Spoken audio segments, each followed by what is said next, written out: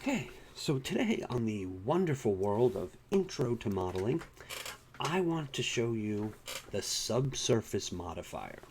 Okay, so to do that, we're going to model a bowling pin. So let's start by getting rid of the default cube. Then we're going to hit Shift A, import a reference image. And I have one here on my desktop. Bowling pin. Now selected, I'm going to scale it up a little bit, and you can see it's just a line drawing of a bowling pin. All right, we're going to try to center the actual bowling pin, and then I'm going to move it back a little bit.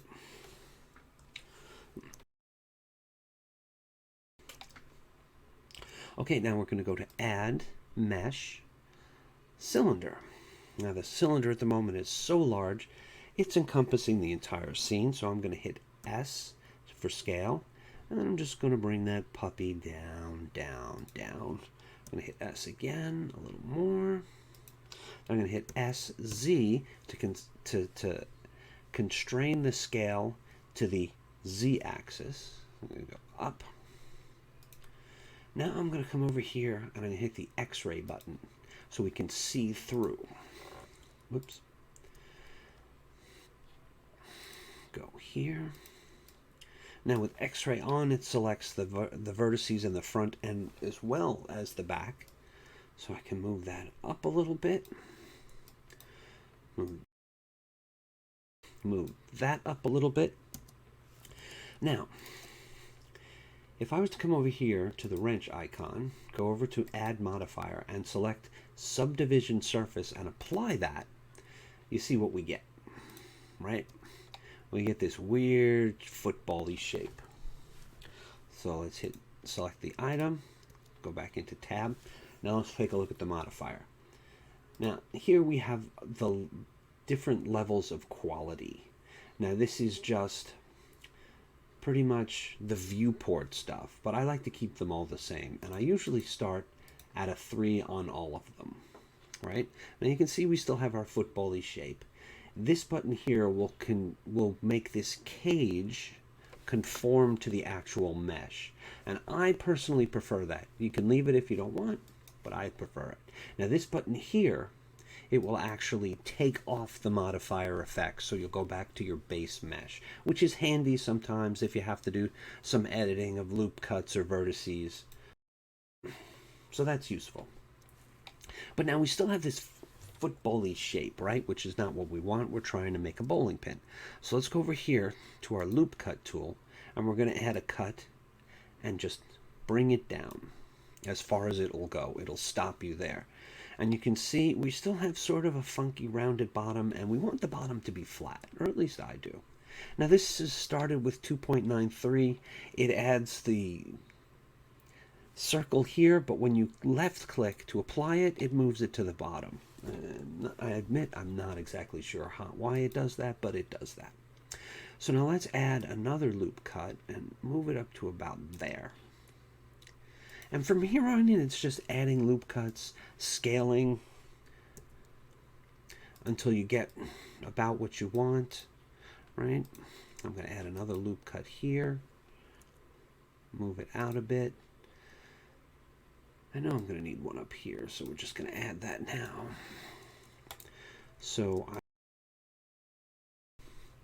I will select that, hit S, and scale it in.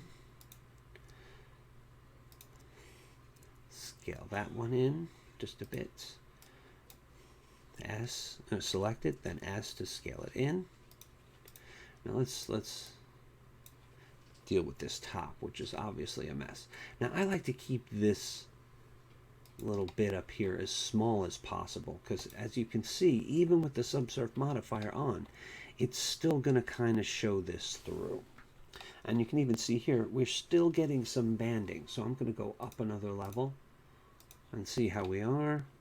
Now it depends upon what you're doing as to how smooth you want the surface. I might go one more on this. All right, that's nice and smooth.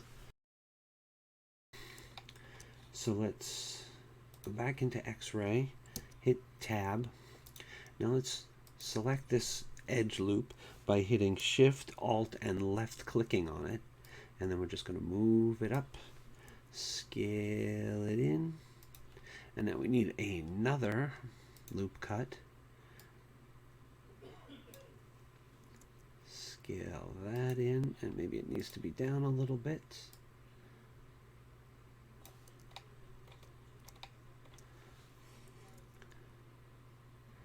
And you know, you only have to come as close to your reference image as you want.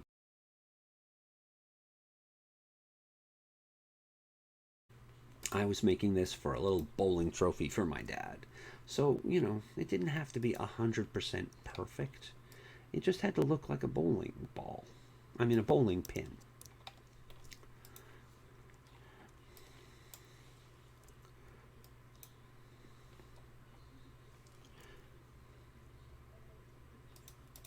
Maybe we'll just move that down. Yeah, I guess we'll leave it where it is.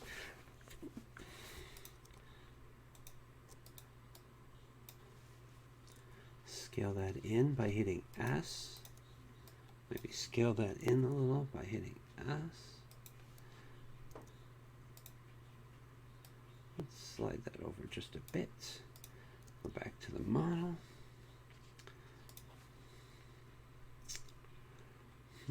Let's move that down a little. No, I don't like that. Move it up.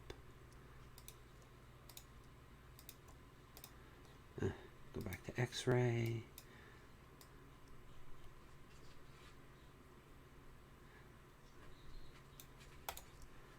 You just gotta fool around with it till you get what you want. Now, like, maybe I might try moving this up, scaling it in to get that, and then adding another edge loop a little farther down, scaling that out. Maybe move that down, scale it back in.